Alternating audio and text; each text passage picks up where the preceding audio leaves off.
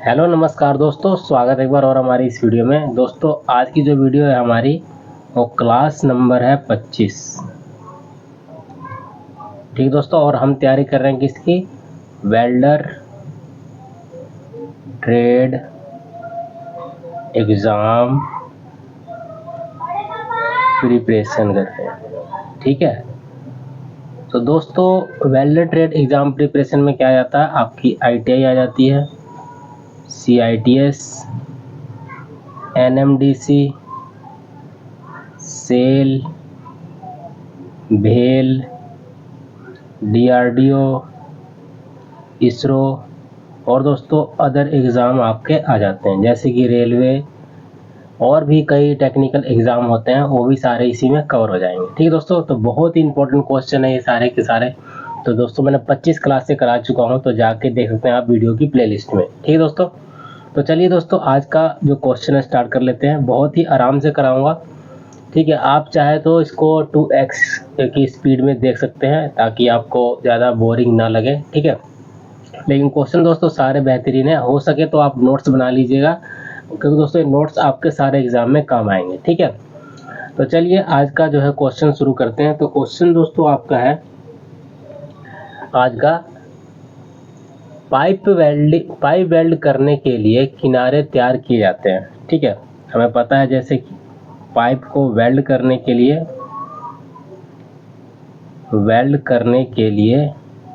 क्या करते हैं हम? किनारे तैयार करते हैं, ठीक है दोस्तों। पाइप को वेल्ड करने के लिए क्या करते हैं हम? किनारे तैयार करते हैं। तो निम्न में से किस मशीन का प्रयोग जो है इस कार्य के लिए किया जाता है? इस कार्य के लिए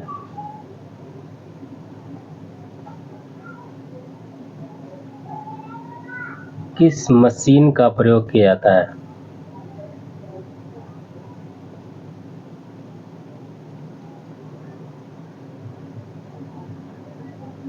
तो किस मशीन का प्रयोग करेंगे दोस्तों? पाइप वेल्ड करने के लिए किनारे तैयार करते हैं, तो इसमें कौन सी मशीन का प्रयोग करेंगे? तो आप ध्यान रखेंगे हमेशा लेथ मशीन का प्रयोग करेंगे।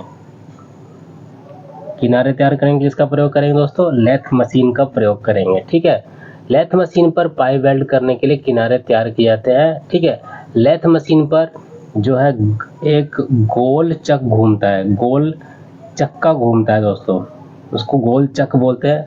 गोल चक्का जो है घूमता है, जिस पर जॉब को गोल घुमाकर उसके किनारे जैसे कि कौन कौन से किनारे तैयार कर सकते हैं? उसमें V ग्रुप तैयार कर सकते हैं, U ग्रुप तैयार कर सकते हैं, T या बेवल ग्रुप का आकार जो है इस मशीन के द्वारा तैयार कर सकते हैं, ठीक है।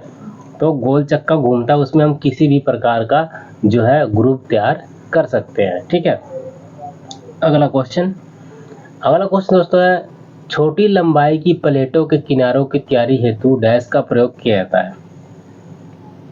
बताएंगे, अगर आपको पता है तो आंसर आप कमेंट में भी डाल सकते हैं। क्वेश्चन नंबर 2 आंसर ये, तो मुझे अच्छा लगेगा कि आपको कुछ आता भी है, ठीक है। छोटी लंबाई की प्लेटों के किनारों को तैयार करने के लिए, छोटे लंबाई की प्लेटों किनारों की तैयारी करने के लिए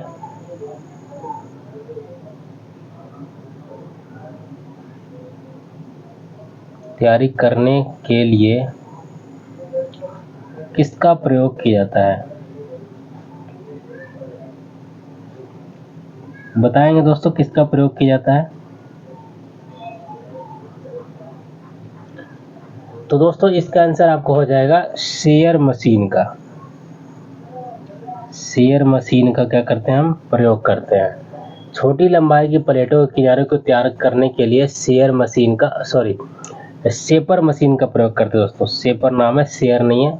शेपर मशीन का जो है प्रयोग करते हैं, ठीक है। इस शेपर मशीन द्वारा सीधी कटाई की जाती है। शेपर मशीन द्वारा क्या करते हैं हम? सीधी कटाई करते हैं, ठीक दोस्तों। कैसी कटाई करते हैं? सीधी कटाई करते हैं। किसके द्वारा? शेपर मशीन के द्वारा हम सीधी कटाई करते हैं। इस मशीन का प्रयोग जो है अधिक जॉबों की कम समय में कटाई करने के लिए किया जाता है। ठीक है, इस मशीन का प्रयोग किस लिए करते हैं?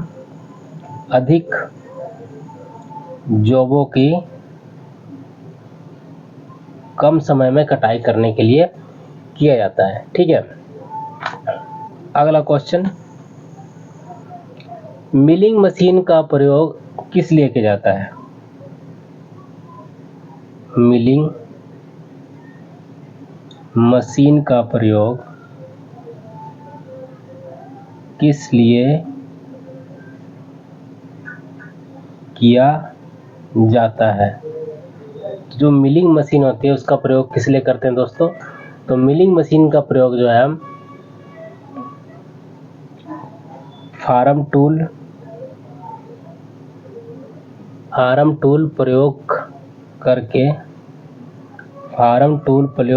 करके यू या जे प्रोफाइल के किनारे तैयार करते हैं। फार्म टूल का प्रयोग करके यू या जे प्रोफाइल के किनारे तैयार करते हैं।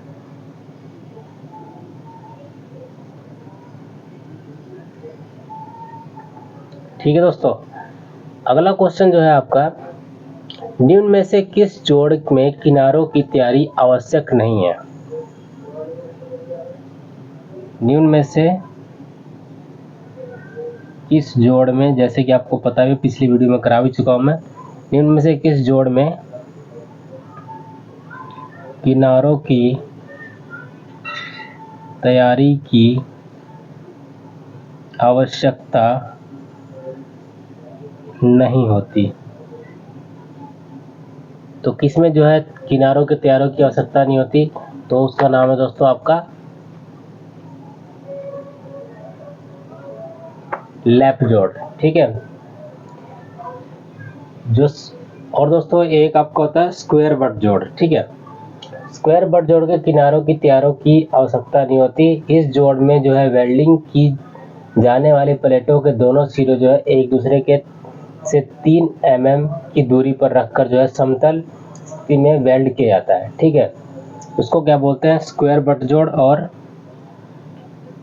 स्क्वायर बट जोड़। और दोस्तों आपका एक होता है लैप जोड़। तो आपको जहां भी ऑप्शन स्क्वायर बट जोड़ दिखे वहां पे टिक मारना है, और जहां आपको लैप जोड़ दिखे वहां पे टिक मारना। दोनों दोस्तों ऑप्शन में नहीं आएंगे आपके। ठीक है, एक आएगा तो आपको स्क्वायर बट जोड़ पे टिक लगाना है, स्क्वायर बट जोड़ लिखा है तो लैप जोड़ लिखा है तो लैप जोड़ पे टिक मारना है। ठीक है, प्रेफरेंस आपको लैप जोड़ पे देना है। ठीक दोस्तों, तो निम्न में से किस जोड़ में किनारों की तैयारी करने की आवश्यकता नहीं होती? तो आपका लैप जोड़ आएगा। अगर लैप जोड़ नहीं है वहां पे तो स्क्वायर बट जोड़ पे आप टिक लगा सकते हैं। ठीक है, अगला दोस्तों, अगला क्वेश्चन, गैस कटिंग द्वारा किनारों की तैयारी हेतु कौन सी गैस का प्रयोग किया जाता है? गैस कटिंग द्वारा किनारों की तैयारी हेतु कौन सी गैस का प्रयोग किया जाता है? तो कौन सी गैस का प्रयोग करते हैं दोस्तों हम किनारों की तैयारी हेतु? तो आपको जैसे पता है कि ऑक्सी एसिटिलीन, किसका प्रयोग करते हैं दोस्तों? ऑक्सी एसिटिलीन गैस का प्रयोग करते हैं। किसका प्रयोग करते हैं हम? ऑक्सी एसिटिलीन गैस का प्रयोग करते हैं कटिंग के लिए। कभी कभी गैस द्वारा किनारों को गर्म करके न्यूमेटिक हैमर की सहायता से पीटकर भी इसको तिरछा बना दिया जाता है। ठीक है दोस्तों, अगला क्वेश्चन, ऑक्सी एसिटिलीन गैस का प्रयोग करके ऑक्सी एसिटिलीन गैस का प्रयोग करके कटिंग टॉर्च द्वारा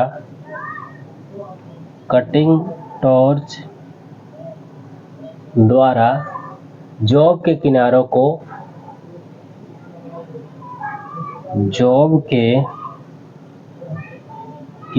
को डैश काटा जाता है। जॉब के किनारे को क्या करते हैं, डैश काटा जाता है। तो इसका आंसर हो जाएगा तिरछा काटा जाता है। क्या आएगा दोस्तों, तिरछा काटा जाता है। ऑक्सीजन गैस का प्रयोग करके कटिंग टॉर्च द्वारा जॉब के किनारों को डैश काटा जाता है, तो तिरछा काटा जाता है। ठीक है, कैसे काटा जाता है दोस्तों, तिरछा काटा जाता है। अगला क्वेश्चन दोस्तों, चलते हैं अगले पे। क्वेश्चन दोस्तों इसी तरह के आपको देखने को मिलेंगे आपके एग्जाम में। अगला क्वेश्चन, वेल्डिंग क्रिया में जमाई गई फिलर धातु को कहा जाता है। बताइए क्या कहा जाता है। वेल्डिंग क्रिया में जमाई गई धातु, इसे फिलर धातु भी कहते हैं, धातु को कहा जाता है। तो वेल्डिंग क्रिया में जमाई गई धातु को कहा जाता है, क्या कहा जाता है दोस्तों, उसको बोला जाता है आपका बीड। क्या बोलते हैं उससे, बीड बोलते हैं, वेल्डिंग बीड बोलते हैं। वेल्डिंग क्रिया में जमाई गई फिलर धातु को बीड कहा जाता है। आर्क बनने पर जो ऊष्मा उत्पन्न होती है उसमें इलेक्ट्रोड और काले खंडों की धातुओं पिघलती है। ठीक है, और ये पिघली हुई धातु जो है एक दूसरे से मिक्स हो जाती है, तथा ठंडी होकर एक परत बनाती है। एक परत की वेल्डिंग, एक परत ही क्या कहलाती है, आपकी वेल्डिंग बीड कहलाती है। ठीक है, अब बताएंगे दोस्तों अगला क्वेश्चन, दो टैक वेल्ड के बीच की दूरी कितनी रखी जाती है। बीच की दूरी डैश रखी जाती है। दो टैक वेल्ड के बीच की दूरी क्या रखी जाती है, तो इसका आंसर आपका हो जाएगा 100 mm प्लस 16 mm। ठीक है, दो टैक वेल्ड के बीच की दूरी रखते हैं 116 mm। ठीक है, टैक वेल्ड को पूर्ण जो संरेखन तथा एक समान रूट गैप से पकड़ने के लिए लगाया जाता है, यानी ये और ये इसके रूट गैप का बराबर गैप हो, ठीक है, बीच में, इसलिए यहाँ पे क्या करते हैं हम, टैक वेल्ड लगाया जाता है। ठीक दोस्तों, ये आपकी टैकिंग कहलाती है। जहाँ प्लेटों के कैप को फिक्सरों में न पकड़ा जा सके और टैक वेल्ड लगाए जाते हैं। जहाँ पर दोस्तों फिक्सर का प्रयोग नहीं होता वहाँ पर टैक वेल्डिंग का प्रयोग किया जाता है। ठीक है, अगला क्वेश्चन, किसका साइज बाहरी व्यास, किसका साइज बाहरी व्यास और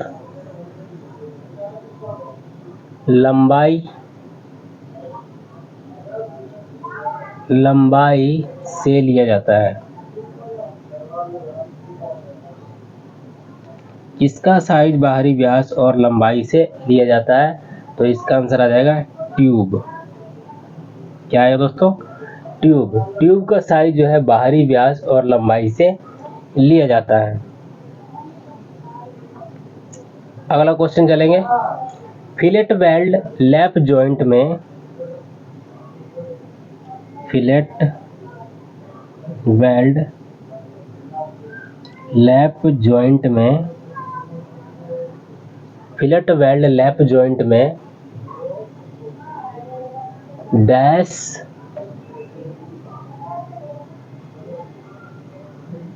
की दूरी पर टैक वेल्ड किया जाता है, टैक वेल्ड किया जाता है।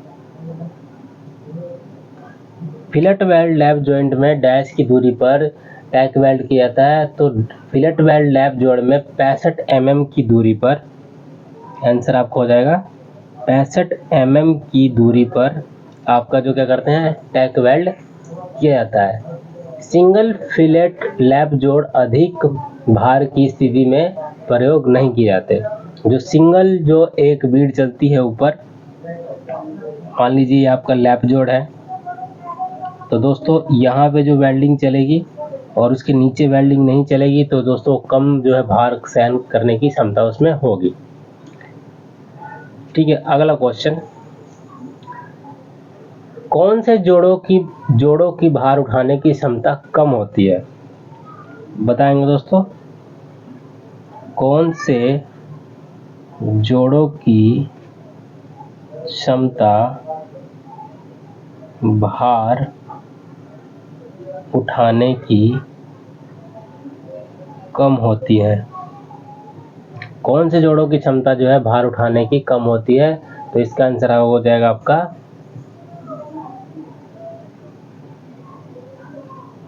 लैप जोड़। ठीक है, लैप जोड़ की भार उठाने की क्षमता क्या होती है? कम होती है। जोड़ में जोड़े जाने वाले प्लेटों को एक दूसरे के ऊपर रख कर लगाया जाता है। इसमें जो लैप जोड़ का लाभ यह है कि इसमें किनारों की तैयारी जो है नहीं करते। इसमें समय और लागत जो है दोनों की बचत होती है। तो ये लैप जोड़ में आपकी है कुछ डेफिनेशन थी। अगला क्वेश्चन, यू ग्रुप का कोण कितना रखा जाता है? ये क्वेश्चन इंपॉर्टेंट है दोस्तों। यू ग्रुप का कोण कितना रखा जाता है? तो यू ग्रुप का कोण कितना रखा जाता है? तो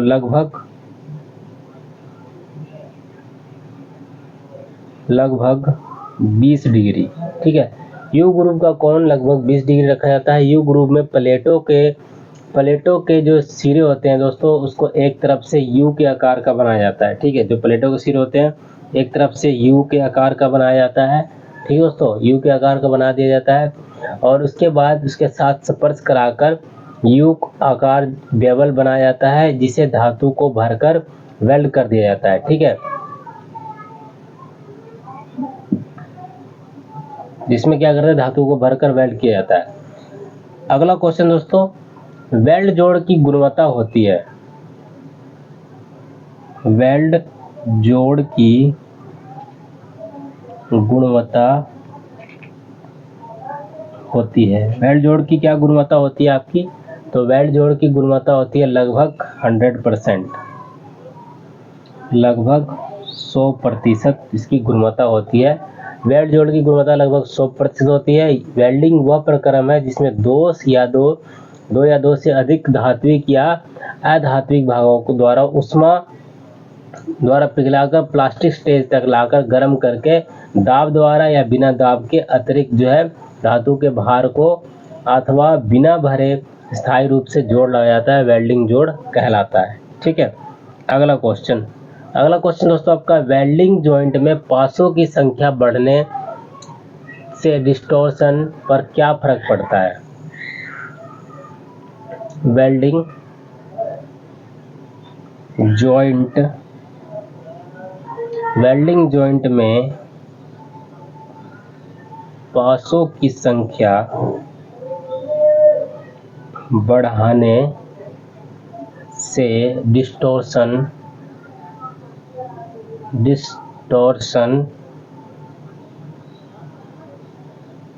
पर क्या फर्क पड़ता है? क्या फर्क पड़ेगा या क्या फर्क पड़ता है? वेल्डिंग जॉइंट में पासों को बढ़ाने से क्या होता है? पासों की संख्या बढ़ाने से डिस्टॉर्शन क्या होता है? पहले बढ़ेगा फिर कम हो जाएगा। ठीक है, डिस्टॉर्शन क्या होगा? पहले बढ़ेगा और फिर कम हो जाएगा,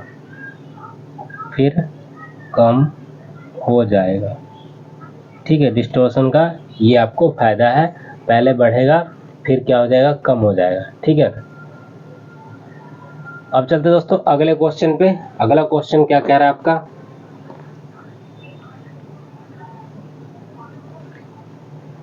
तो अगला क्वेश्चन दोस्तों निम्न में से किसके किनारे तैयारी जो है सरलता से की जा सकती है? किस जोड़ की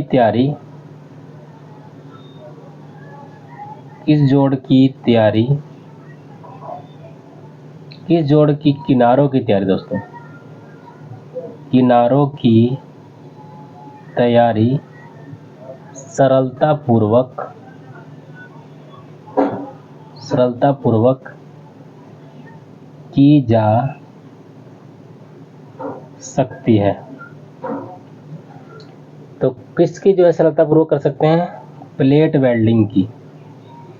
प्लेट वेल्डिंग के किनारों की तैयारी जो है हम सफलतापूर्वक कर सकते हैं, सरलतापूर्वक जो है कर सकते हैं दोस्तों। प्लेट वेल्डिंग में एक फ्यूजन वेल्डिंग प्रक्रम होता है, ठीक है, समझिए एक बार। प्लेट वेल्डिंग में क्या होता है? एक फ्यूजन वेल्डिंग प्रक्रम होता है। कौन सा प्रक्रम होता है?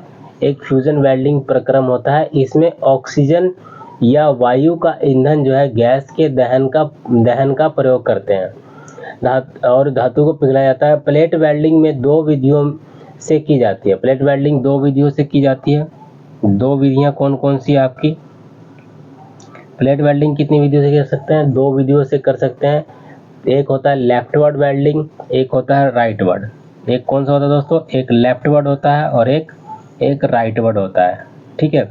दो विधियां होती है आपकी, लेफ्टवर्ड और राइटवर्ड, ठीक है। पाइप वेल्डिंग में कोर सज्जा के लिए मशीनों की आवश्यकता होती है। जो पाइप वेल्डिंग होती है उसमें कोर सज्जा की आवश्यकता होती है, लेकिन प्लेट वेल्डिंग में कोई भी कोर सज्जा की आवश्यकता नहीं होती, ठीक है। अगला क्वेश्चन दोस्तों आपका है, टैक वेल्ड के दौरान लैप जॉइंट में ऊष्मा प्रवाह की कितनी दिशाएं होती है? टैक वेल्ड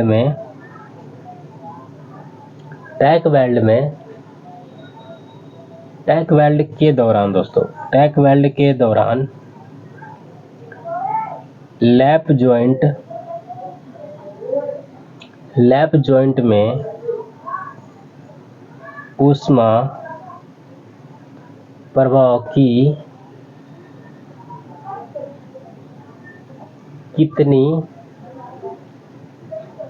दिशाएं होती है? टैक वेल्ड के दौरान लैप जॉइंट में ऊष्मा प्रवाह की कितनी दिशाएं होती है? तो इसका आंसर आपको हो जाएगा दोस्तों, दो दिशाएं होती है। कितनी दिशाएं होती है? दो दिशाएं होती है। टैक वेल्ड के दौरान लैप जॉइंट में ऊष्मा प्रवाह की दो दिशाएं होती है, ठीक है। अगला क्वेश्चन चलेंगे। अगला क्वेश्चन दोस्तों आपका है, तिरछे व लंबवत उत्पन्न होने वाले वेल्ड, तिरछे व लंबवत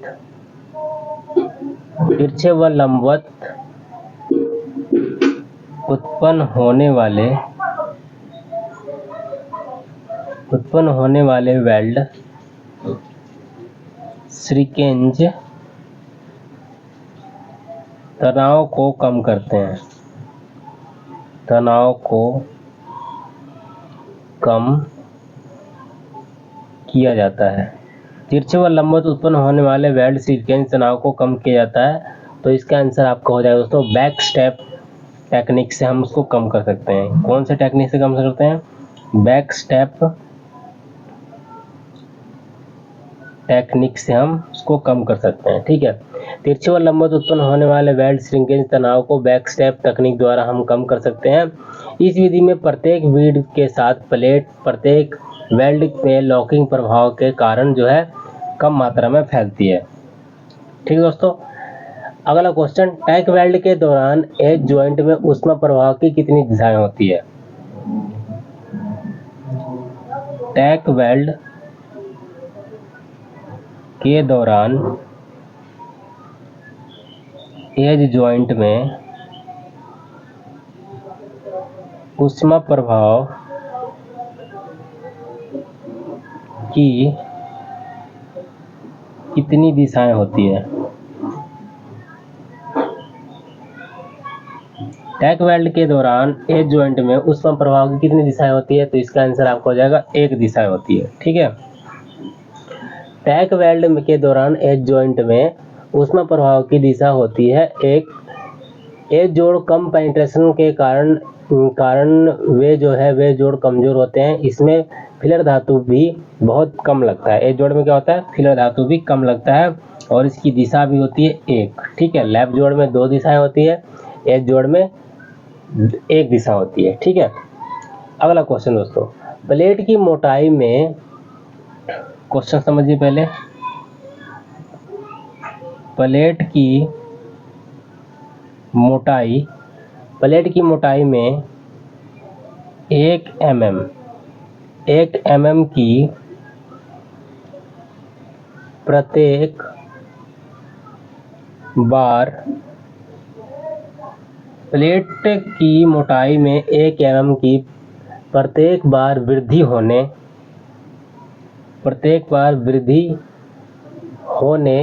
पर पिच कितने mm तक बढ़नी चाहिए? होने पर जो पिच है कितने mm तक बढ़नी चाहिए? प्लेट की मोटाई जो है 1 mm की प्रत्येक बार वृद्धि होने पर पिच की कितने mm की बढ़नी चाहिए? पिच जो है कितने mm बढ़नी चाहिए? तो इसका आंसर आपका दोस्तों हो जाएगा 15 mm। 15 mm जो है बढ़नी चाहिए। फिलेट जो है प्लेट की मोटाई जो 1 mm की प्रत्येक बार वृद्धि होने पर पिच जो है कितने mm बढ़नी चाहिए? पिच आपकी बढ़नी चाहिए 15 mm बढ़नी चाहिए। ठीक है, अगला क्वेश्चन दोस्तों आपका फिलेट वेल्ड यू जॉइंट के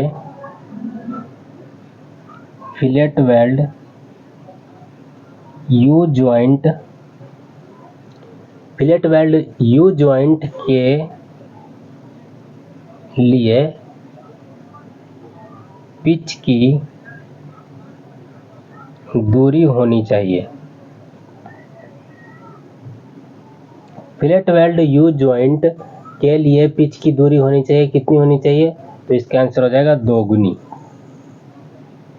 गुनी दूरी होनी चाहिए। ठीक है, फिलेट वेल्ड यू जॉइंट के लिए पिच की दूरी होनी चाहिए 2 गुनी होनी चाहिए। ठीक है, फिलेट जो है वेल्ड जो है टी जॉइंट के लिए,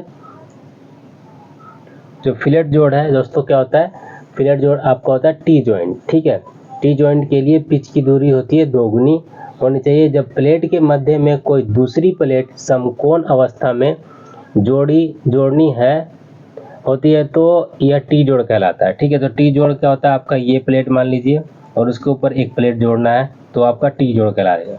ठीक है, तो इसकी भी जो क्या होगी, इसकी भी पिच हो जाएगी 2 गुनी। ठीक है, इस जोड़ द्वारा 3 mm से कम मोटाई की प्लेटों को जोड़ा जाता है। इस जोड़ को 3 mm की कम मोटाई की प्लेट जोड़ा जाता है। ठीक है दोस्तों, अगला क्वेश्चन चलिए। अगला क्वेश्चन दोस्तों आपका प्रत्येक टैक वेल्ड की लंबाई कितनी होती है? फेमस क्वेश्चन और इम्पोर्टेंट क्वेश्चन है। प्रत्येक टैक वेल्ड की लंबाई कितनी होती है? प्रत्येक टैक वेल्ड की लंबाई कितनी होती है? तो इसका ध्यान रखेंगे आप, 3/4 इंच होती है लंबाई। ठीक है, प्रत्येक टैक वेल्ड की लंबाई 3/4 इंच होती है, लेकिन टैक वेल्ड की लंबाई 1 इंच से अधिक अभी भी नहीं ली जाती।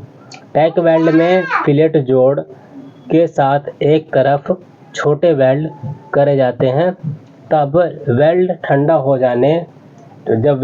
जाए तो दूसरी तरफ जो है वेल्ड करते हैं। ठीक है, प्रत्येक वेल्ड क्या होता है दोस्तों? प्रत्येक वेल्ड की लंबाई जो कितनी होती है? 3/4 इंच होती है, लेकिन टैक वेल्ड की लंबाई क्या होती है?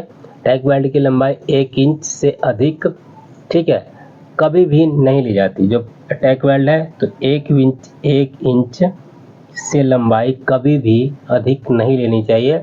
टैक वेल्ड में फिलेट रोड तथा साथ में दोस्तों साथ में एक तरफ छोटे वेल्ड करें तथा वेल्ड ठंडा हो जाने पर दूसरी तरफ वेल्ड करना चाहिए। ठीक है, तो आपको कुछ समझ में आया होगा। ठीक दोस्तों, आज के लिए इतना ही दोस्तों, मिलते हैं नेक्स्ट वीडियो में।